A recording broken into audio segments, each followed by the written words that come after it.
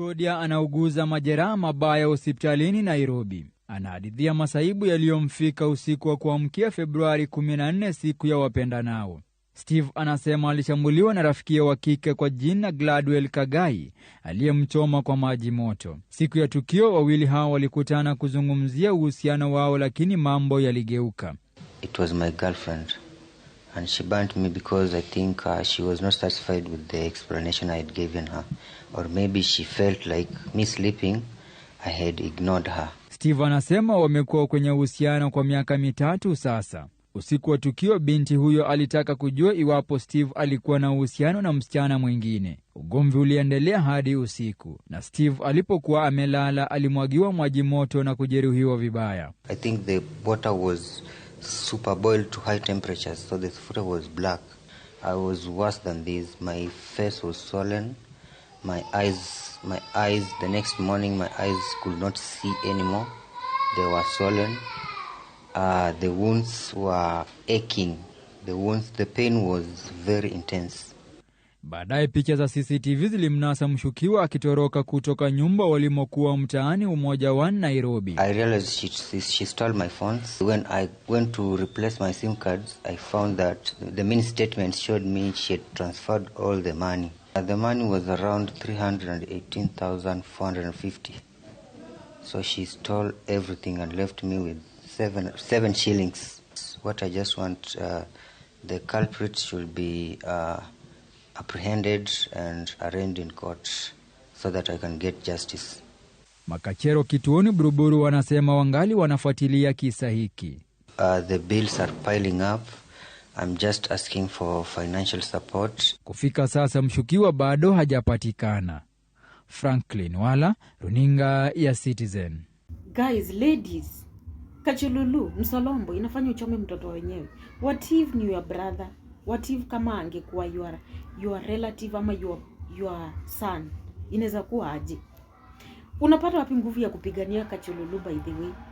But anyway, in this case, ukiangalia this lady, ni yule anakuanga introvert. Because angekuwa talkative, I'm very sure. Wale mademu wanaongeanga mingi. Au mademu, unajua, hata kama angekuwa anaongea, mademu kama wakiongea of course, utafanya nini? Utajua guy, this lady is very dangerous, anaweza nifanyia kitu. Na umesikia jamaa hajasema kuwa amewahi tishiwa, amewahi fanywa nini. Because in this case, mwanaume hakuwa iona red flag. Because kama kungekuwa na red flag, angesema, kuna wakati aliniambia atanifanyia kitu mbaya, labda atanidunga, labda ataniua, labda atanifanyia nini. But sasa ni ule dem huwa ananyamazia kitu, alafu akikasirika ni vitendo once. So guys, kama unajua unaishi na dem mwenye ametulia na unajua una cheat, guys, take care. Ujue unaishi na moto, ujue unaishi na kifo kwa nyumba. Afadhali mtu mwenye anaongea of course atakwambia, na utakao ukijua utakuwa unasema guys, this lady anaweza nichoma anytime. But huyu ni kama ule si wa kuongea. Juu angekuwa anaongea angemwacha kitambo. Then men, mnatoa wapi nguvu ya kucheat wakati uko na dem? But anyway, I can't judge. Siwezi jua ni kwa nini mwanaume alitoka nje.